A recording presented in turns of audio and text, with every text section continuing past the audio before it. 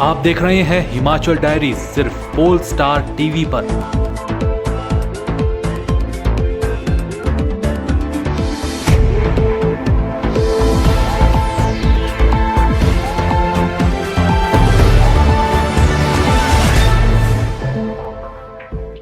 Himachal diaries के प्रायोजक हैं RK hospital Hamirpur, service with quality.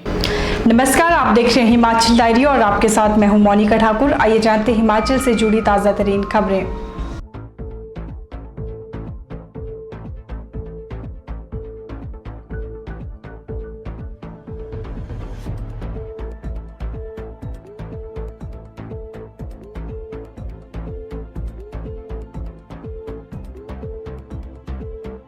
मुख्यमंत्री वीरभद्र सिंह ने शिमला के इंदिरा गांधी आयुर्विज्ञान मेडिकल कॉलेज में 1.60 करोड़ रुपए की लागत से स्थापित फाइब्रो स्कैन मशीन का विधिवत लोकार्पण किया। यह मशीन लीवर संबंधी रोगों के साथ साथ लीवर को हुए नुकसान को जांचने में उपयोगी साबित होगी। इस मशीन के लगने से अब लीवर के रोगियों को बायोप्सी करवाने की आवश्यकता नहीं होगी। इसके बाद अंतर्राष्ट्रीय नर्सिंग सप्ताह के समापन समारोह की अध्यक्षता करते हुए मुख्यमंत्री ने कहा कि स्वास्थ्य संस्थानों की सफलता में नर्सों की अहम भूमिका है। उनके परिश्रम और लगन से जहां मरीजों को उचित देखभाल मिलती है, वहीं संस्थान की विश्वसनीयता भी बढ़ती है। उन्होंने घोषणा की कि नर्सों द्वारा रोगी कल्याण समिति में दी गई सेवा अवधि को अनुबंध सेवा का कार्यकाल माना जाएगा, जिससे इस पूरे वर्ग को लाभ मिलेगा। सीएम ने कहा कि राज्य सरकार प्रदेश के लोगों को निचले स्तर तक सर्वोच्च स्वास्थ्य सेवाएं उपलब्ध करवाने के लिए कृत संकल्प है। सरकार का प्रयास है कि शहरी क्षेत्र में जिस तरह की स्वास्थ्य सेवाएं उपलब्ध हैं, उसी तर्ज पर ग्रामीण क्षेत्रों में स्वास्थ्य सेवाएं मुहैया करवाई जाएं। मुख्यमंत्री ने कहा कि राज्य में 6 मेडिकल कॉलेज आरंभ होने से पूरे राज्य में स्वास्थ्य सेवाएं सुदृढ़ होंगी। चिकित्सकों की कमी को पूरी तरह से दूर कर लिया जाएगा। उन्होंने कहा कि सरकार ने पर्याप्त संख्या में पैरामेडिकल स्टाफ की भी भर्ती की है, ताकि प्रत्येक स्वास्थ्य केंद्र में समुचित पैरामेडिकल स्टाफ उपलब्ध हो सके। मुख्यमंत्री ने कहा कि स्वास्थ्य संस्थानों में नवीनतम चिकित्सा उपकरण उपलब्ध करवाए जा रहे हैं, ताकि मुख्य जांच परीक्षण अस्पतालों में ही किया जा सके। उन्होंने नर्सिंग एसोसिएशन को सांस्कृतिक गतिविधियों के लिए 50,000 रुपए देने की भी घोषणा की। इस अवसर पर नर्सिंग सेवा के लिए विमला, किरण प्रार्थी और रतन सिंह को लाइफ टाइम अचीवमेंट अवार्ड भी प्रदान किए गए। वहीं स्वास्थ्य मंत्री कौल सिंह ठाकुर ने कहा कि प्रदेश में स्वास्थ्य सेवाएं पूरे देश में सर्वश्रेष्ठ मानी गई है, जिसके लिए सरकार ने निरंतर प्रयास किए हैं। राज्य में स्वास्थ्य सेवाओं को सुदृढ़ किया गया है। उन्होंने कहा कि आईजीएमसी में स्थापित फाइब्रो स्कैन मशीन लीवर से जुड़ी बीमारी की जांच और उपचार में महत्वपूर्ण सिद्ध होगी। उन्होंने कहा कि इस मशीन के लगने से लीवर के मरीजों को पीड़ादायक बायोप्सी जांच से गुजरना नहीं पड़ेगा, जिसके लिए उन्हें अक्सर पीजीआई चंडीगढ़ जाना पड़ता था। नर्सिंग प्रोफेशन है वो उसका बहुत ऊंचा दर्जा है और उसके बिना आज हमारे हॉस्पिटल्स, मेडिकल कॉलेजेस जो है वो नहीं चल पाते हैं। आरकेएस का पीरियड है, उसको कॉन्ट्रैक्ट में बदल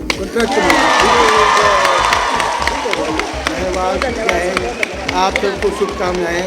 आप फले फूले तरक्की करें और आपका जो ये प्रोफेशन है उसका सिर ऊंचा रखें। धन्यवाद। पोल स्टार टीवी के लिए शिमला से रमिता सोनी की रिपोर्ट। भाजपा के पूर्व प्रदेश प्रभारी श्रीकांत शर्मा के यूपी सरकार कैबिनेट मंत्री बनने के बाद हिमाचल प्रभारी बने बिहार भाजपा के पूर्व प्रदेशाध्यक्ष मंगल पांडेय पहली बार हिमाचल पहुंचे। भाजपा नवनियुक्त प्रभारी के भाजपा कार्यालय दीप कमल पहुंचने पर भाजपा नेताओं एवं कार्यकर्ताओं में खासा उत्साह देखने को मिला और उनका जोरदार स्वागत किया। इस अवसर पर पूर्व मुख्यमंत्री प्रेम कुमार धूमल भी मौजूद रहे।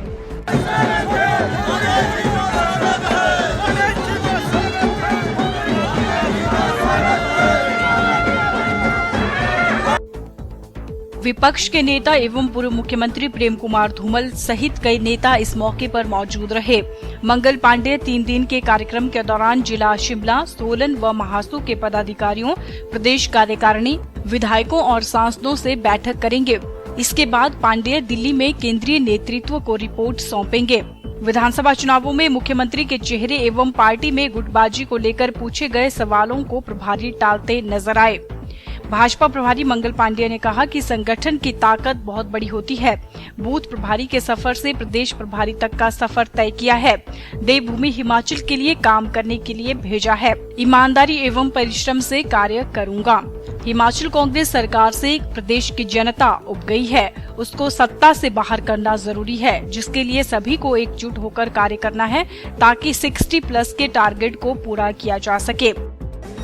प्रभारी बनने के बाद आज पहली बार हिमाचल आना हुआ है और जिस प्रकार से कार्यकर्ताओं के अंदर उत्साह और जोश देख रहा हूँ, वो बहुत साफ दिख रहा है कि आगे विधानसभा के चुनाव में भारतीय जनता पार्टी को अपार सफलता, एक बहुत बड़ी सफलता हिमाचल प्रदेश के अंदर मिलेगी। और इस बार भारतीय जनता पार्टी की जो सरकार बनेगी, वो सरकार अगले चुनाव, फिर उसके अगले चुनाव को जीतने के लिए बनेगी। अब इस बार भारतीय जनता पार्टी की जो सरकार बनेगी, वो 5 साल के बाद बदलेगी नहीं। लगातार भारतीय जनता पार्टी की सरकार हिमाचल प्रदेश के अंदर रहे, इस तैयारी के साथ भारतीय जनता पार्टी के कार्यकर्ता चुनाव के मैदान में उतर गए हैं, काम में लगे हैं। और लगातार अभी मेरी माननीय विधायकों से, माननीय सांसदगण से, अपने प्रदेश के पदाधिकारियों से बातचीत होगी और आगे के जो कार्यक्रम पहले से तय हैं पार्टी के, उन कार्यक्रमों को हम आगे बढ़ाते हुए मजबूती के साथ चुनाव की भी तैयारी करेंगे। कांग्रेस मुक्त भारत करना चाहती थी, कांग्रेस मुक्त भारत तो हो गया है।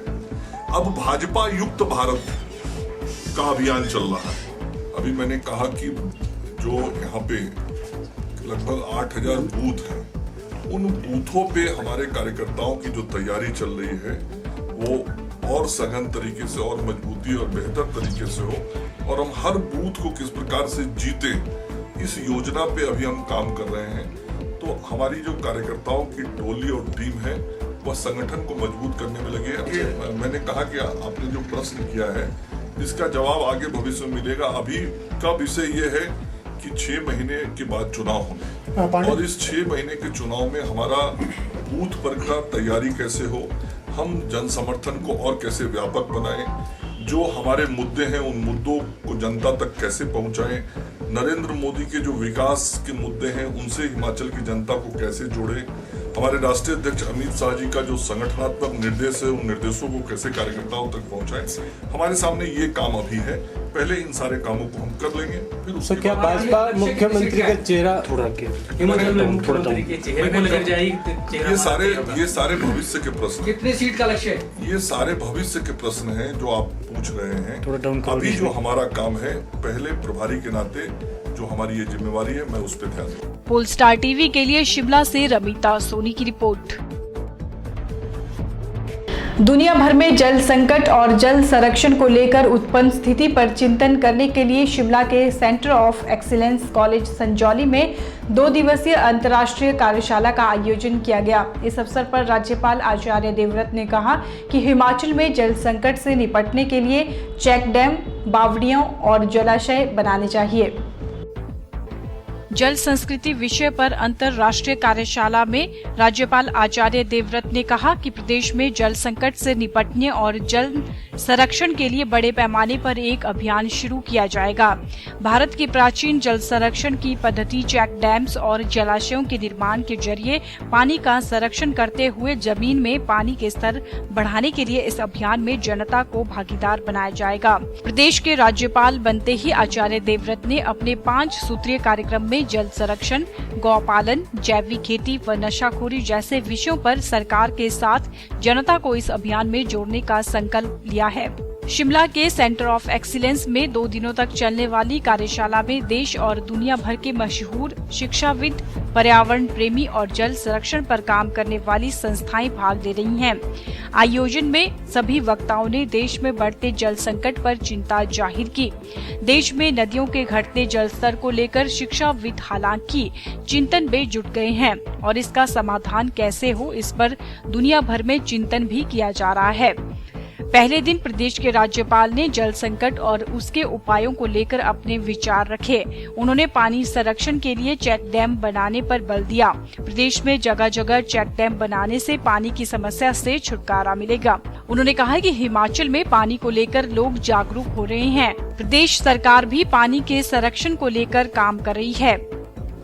देखिए, जल संरक्षण के प्रति अब हमारे हिमाचल प्रदेश में धीरे धीरे जागृति अभियान संचालित हो रहे हैं और 5-6 प्रोग्राम में राजभवन की ओर से और लोगों के साथ मिल कर के भी कर चुका हूँ। इसमें लोगों को हम जितना जागृत करेंगे और पानी के प्रति जितना गंभीर करेंगे तो एक चेतना आएगी और मुझे पूर्ण विश्वास है कि हमारे हिमाचल प्रदेश के लोग इस दिशा में सहयोगी बनते जा रहे हैं और हमारी प्रदेश सरकार भी इस दिशा में गंभीरता से कार्य करने की ओर बढ़ रही है और इसके परिणाम अगले वर्ष कुछ समय के बाद ही आपको दिखने लगेंगे।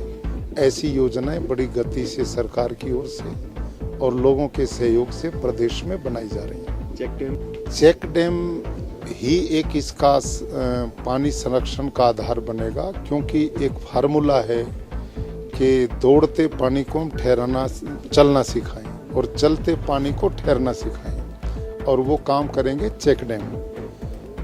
चेक डैम इसलिए आवश्यक है कि जब हमारे यहाँ वर्षा होती है तो वो तेज वर्षा समुद्रों अपने पहाड़ों की जो उपजाऊ मिट्टी है उसको काट के नीचे ले जाती है, तो उससे नीचे वाली नदियों का जो सतह वो ऊपर आ जाती है और पानी फैल करके नीचे बाढ़ की स्थिति पैदा करता है, तो वहीं नुकसान होता है। पोल स्टार टीवी के लिए शिमला से रमीता सोनी की रिपोर्ट। उपनगरीय जन कल्याण समन्वय समिति ने भवनों के नियमितीकरण को लेकर लाई टीसीपी पॉलिसी को भवन मालिकों के हितों के साथ खिलवाड़ बताया है। समिति का आरोप है कि मर्ज एरिया तो एक बहाना है, असल मकसद तो बिल्डरों को लाभ पहुंचाना है। समिति का कहना है कि सरकार ने तथ्यों को जाने बगैर मर्ज एरिया से पैसा वसूलने की जिद पकड़ ली है, जो सही नहीं है।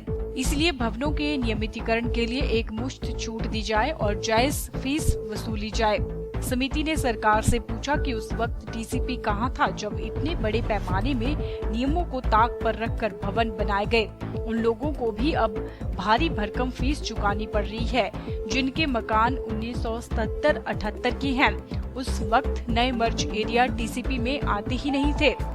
मामले के अनुसार इस वर्ष 24 जनवरी को सरकार ने अधिसूचना जारी कर Himachal Pradesh town and country planning अधिनियम 2016 राजपत्र में प्रकाशित किया। इसे 15 जून 2016 से लागू माना गया। 24 जनवरी 2018 तक प्रभावी भी बनाया गया।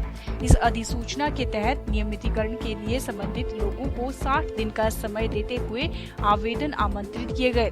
यह समय अधिसूचना के राजपत्र में प्रकाशित होने से शुरू हुआ। आवेदन के साथ 1000 की फीस भी मांगी गई थी। इस कानून के तहत आए आवेदकों का निपटारा 1 वर्ष के भीतर किया जाना है। इसमें जैसा है जहां है वाली नीति को अपनाते हुए नियमितीकरण करने की योजना है। नीति का लाभ लेने वालों को किसी क्वालिफाइड स्ट्रक्चरल इंजीनियर से स्ट्रक्चरल स्टेबिलिटी सर्टिफिकेट आवेदन के साथ लगाना जरूरी किया गया था। ग्रीन व हेरिटेज क्षेत्रों में इस कानून को लागू नहीं किया गया। जो भवन इस संशोधित कानून के तहत भी नियमितीकरण के लिए पात्र नहीं होंगे, उनके बिजली पानी के कनेक्शन काटने और उन्हें गिराने का भी प्रावधान इसमें बनाया गया है। नियमितीकरण फीस भी 400 से 1000 रुपए प्रति वर्ग मीटर निर्धारित की गई है। तो ये हुआ कि म्युनिसिपल कॉर्पोरेशन इनिशियली कन्फाइन थी छोटे से एरिया में, लगभग 8 किलोमीटर क्षेत्र के स्क्वायर किलोमीटर एरिया में। वो बढ़ाकर इन्होंने लगभग 28 स्क्वायर किलोमीटर इसमें ऐड किया था, जिसमें कि 25 वार्ड बन गए थे। अब जो नया प्रपोजल है उसके मुताबिक ये 34 वार्ड बना रहे हैं और कुछ नए क्षेत्र भी इसमें ले लिए हैं। तो 59 गाँव लगभग इन्होंने शिमला के सराउंडिंग्स के लिए लिए थे, जिसको मर्ज्ड एरिया कहा जाता है। तो मर्ज्ड एरिया में बहुत से मकान ऐसे हैं जो कि 1978 के बाद बने हैं, जिसको कि ये लोग कहते हैं कि ये अवैध मकान है। Whereas the fact of the matter is कि भाई वो गांव के परिवेश में मकान बने हैं। उस समय वहाँ पे पंचायतें थी और पंचायतों के टाइम पे वो ज़्यादातर मकान बने हैं। तो पंचायत में जो मकान बन चुका है और वहाँ से नो ऑब्जेक्शन मिल चुकी है, उसको आज की तारीख में टाउन कंट्री प्लानिंग या म्यूनिसिपल कॉरपोरेशन उसको रेगुलराइज नहीं कर सकती, ना उनके कार्यक्षेत्र में वो आता है। और ये कहना हमारे ऊपर कि आज की तारीख में जो मकान गांव के परिवेश में बने थे वो शहर के तरीके से रेगुलराइज होंगे, वो कहना गलत होगा। अब क्या मांग, अब क्या चाहते हैं सरकार से? हम क्या ये कहते हैं कि टाउन कंट्री प्लानिंग एक्ट में आपने अमेंडमेंट लाई तो है, मगर उसमें लोगों को सुना नहीं गया है। जो कंसर्न लोग थे, जो जिनके पुश्तैनी मकान यहाँ पे थे, या जो लोग सेटल हुए हैं शहरों के नज़दीक में, उन लोगों से पहले ये पूछा जाना चाहिए था कि किस किस्म से ये कानून बनाया जाना है। वो उन्होंने सरकारी दफ्तरों में बैठ के वो कानून बना लिया। पोलस्टार टीवी के लिए शिमला से रविता सोनी की रिपोर्ट। हिमाचल डायरी में अभी रुकते हैं एक छोटे से ब्रेक के लिए। आप बने रहिए पोलस्टार टीवी के साथ।